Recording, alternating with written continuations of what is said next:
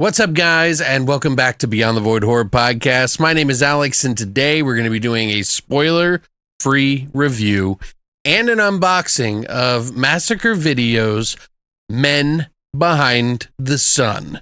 This is the first one of a quadrilogy, technically, so let's get into it.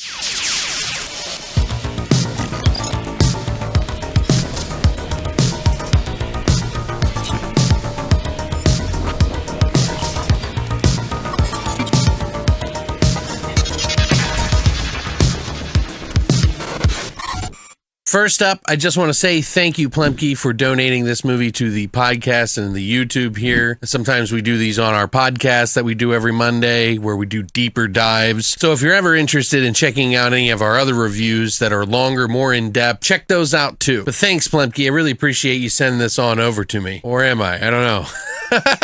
He likes to watch me squirm, I think. So, Men Behind the Sun is a movie that came out in 1988. It was actually directed by a man by the name of Tun-Fei, who was a Chinese man that wanted to tell the story of when the Japanese occupied parts of China during World War II. This is technically called Black Sun 731, but it's also been called Man Behind the Sun and Men Behind the Sun. But the reason they call it this, the 731, is an actual squadron that was actually run by a Lieutenant General Ishiri, who was pretty crazy. He was actually to be the replacement of another Lieutenant General who was supposedly corrupt. Although this guy's pretty fucked up too, but he was basically replacing them, and he had to bring in some young kids, train them, and also try to do some sort of experiments and things. It takes place at the end of the World War II in the 1940s, and they're basically doing experiments on some of the locals, like the Chinese people, even some Russian people as well that were prisoners, and many other people that they could get their hands on. And they were doing this to try to get a leg up in the war. Essentially, they were creating chemical warfare, biological weapons, and they were testing it out on all of their prisoners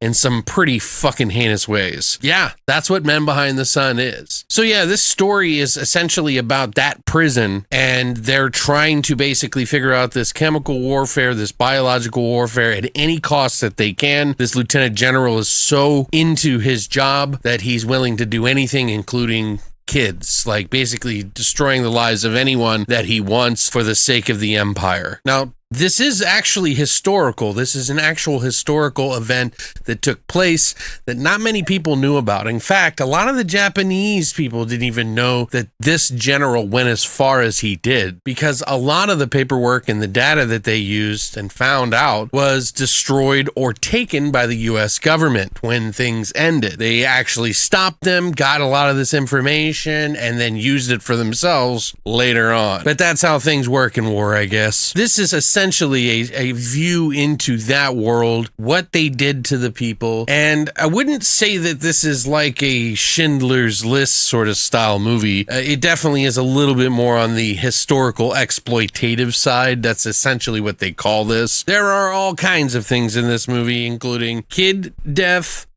animal death, and, torturous things, as well as the people for those things. I'm trying to avoid demonetizing my video right like that, you know what I mean? Overall, though, it really isn't as bad as all of that. In fact, when I was done watching this, I was like, oh, okay. I did turn away a little bit at some parts because it was seeming a little too real. And turns out, that as a matter of fact, this is actually a movie that used real human parts and bodies and things. They didn't steal them or anything. They obviously got the family's consent to do this in the movie, but that's why they look so real. Yummy. Delicious. You've probably seen a few of the scenes yourself online and not realized that maybe it was this movie, or maybe you do know it's this movie, but there's a woman that gets her arms frozen off, essentially. That's pretty gnarly, and those are real limbs that the person is holding underneath. And the girl who's holding it is the niece of the director. He was having a hard time finding anybody that would be willing to hold on to human bones and flesh, and she said she would. In fact, she almost got frostbite from doing doing it. But yeah, a lot of the story, you're following different groups in this organization, the 731 Squadron. They basically have elders that are working there, that are generals, etc., that are basically underlings for the lieutenant general. They're also simultaneously teaching kids from Japan because they needed these kids to come out because, well, obviously they were losing a lot of people and they needed a lot to fight this war, to occupy and do all this work. So they were bringing in really young kids. So these kids have to watch these situations. There are moments in the film of some levity, though, that are touching upon how both sides aren't necessarily always bad, that they, there are people that are caught in between and have no choice in the matter. There's moments where the kids are playing with some of the prisoners and some of the people that they aren't supposed to be kind to, but they end up making friends with. And then it shows you the horrors of that, which this movie really goes there sometimes with the kids stuff. And it's pretty dark. Nothing, of course, any kind of sexual stuff or anything like that, but it definitely has its moments of torturous situations that might trigger some people. The director of this movie wanted it to be so real. He only had about $200,000 to do this movie, and he ended up going to the same places that all these events actually happened, including an office building that was later turned into a school, and then he put the flags up and everything back on there, and some old woman came up to him and was like, "Are the Japanese back? I knew they would be one day." So it's like, this isn't fresh. 1988, this isn't that long before that, so the elders were a little offended by seeing some of the imagery pop back up, but it added to the authenticity, I guess, and they just really wanted that here. Now, the animal stuff in the film, I will say, is a little bit, it's safe in a way, but it's not real fun to watch. There's a cat in this movie. It isn't hurt necessarily, so you don't have to worry about that. It looks a lot worse than it really is, and I think the HD kind of lets you see it more, so you kind of realize that it's not so bad. But there are some rats in the film that, they get squashed, stepped on, set on fire. So I was telling Christina, I was like, "Hey, you don't want to look right now." And she was like, "I'm not looking." And I said, "Well, neither am I right now, but just don't look." It's amazing just how crazy and messed up people can get when they have some sort of ideology that's been fed to them, or the task that's been given to them. Lack of humanity. Human beings possess sometimes to do some of the most horrendous things to people. All in all, yeah, obviously none of that is really good. But when you add extra human parts to the mix on top of it, it makes this movie an extra step more than the toughest practical effects score you've ever seen, because people are actually holding on to pieces or cutting into stuff. There's a surgery scene that's pretty offensive to a lot of people, but like I said, the director wanted to be as accurate as possible to the original stuff. That is why he did it, because he wanted to show the atrocities of war,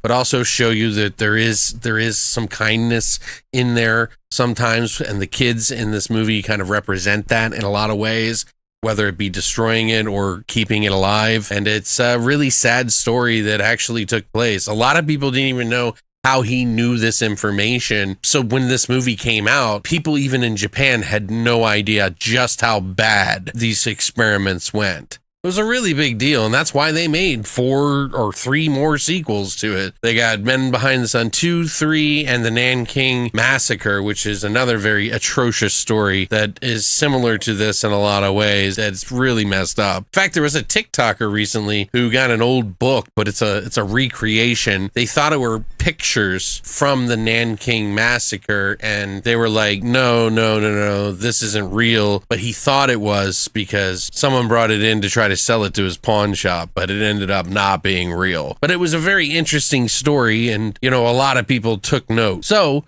if you are looking for some historical exploitation, I'd say this has done a pretty damn good job. It's a little hard to follow. I ended up watching it in the English dub about a third of the way through because there was just a lot of information I felt like I was missing, because I normally love just reading subtitles because I like to see how the acting is. But I'll be honest, the acting in this isn't stellar. It doesn't really need to be. It just needs to just feel real. There's just a lot of really slow, drawn out drama moments. A lot of the military guys aren't exactly putting on their best emotional face.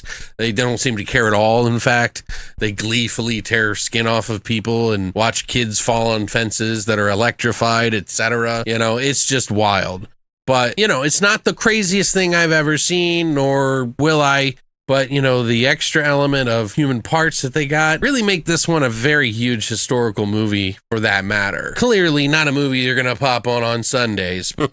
But yeah, this is a really pretty serious movie done in a very serious tone. It's not hokey or anything like that, although, you know, you could say that about some of the scenes. They look pretty silly sometimes, but sometimes also kind of real too. So you're just going to kind of squirm a little bit while you watch it. But I don't think it was all that bad. I would be curious to see what the other ones did. The director went on to do the Nanking Massacre as well, which is the fourth one, and Unearth put that one out. This one is from the Massacre video trilogy, which is the first three they have, and they put them all out. I'll put a link down below to their website if you want to pick it up, or an Amazon if you want to pick that up. I'm going to go over some of the ingredients here. I would say this is probably like a 7.5 for me. It is pretty shocking, but nothing too much. But the historical value of this is kind of interesting, and the story behind it is even more. So I have the special edition, which comes with this slipcase here. You can see that it has sort of a white background with the red kind of burgundy tones to it. If you look at the B-roll footage, you'll see what I'm talking about. And check out the back. Inside, of course, we have the regular cover that you might be able to pick up off Amazon. I'm not sure how much if there's a price difference or not. I think it's more about a first come, first serve kind of thing. So if you get the movie early, you'll probably get the cover. If not, well, they're limited. So, but this one is just the regular cover with the surgical mask guy on the front, the Japanese war soldier. And he's wearing a surgical mask with a 731. Now on the inside, doesn't have the reversible side. It just has a scene with the girl. They're pouring water on her arms in the middle of the ice cold weather. So, which is pretty gross.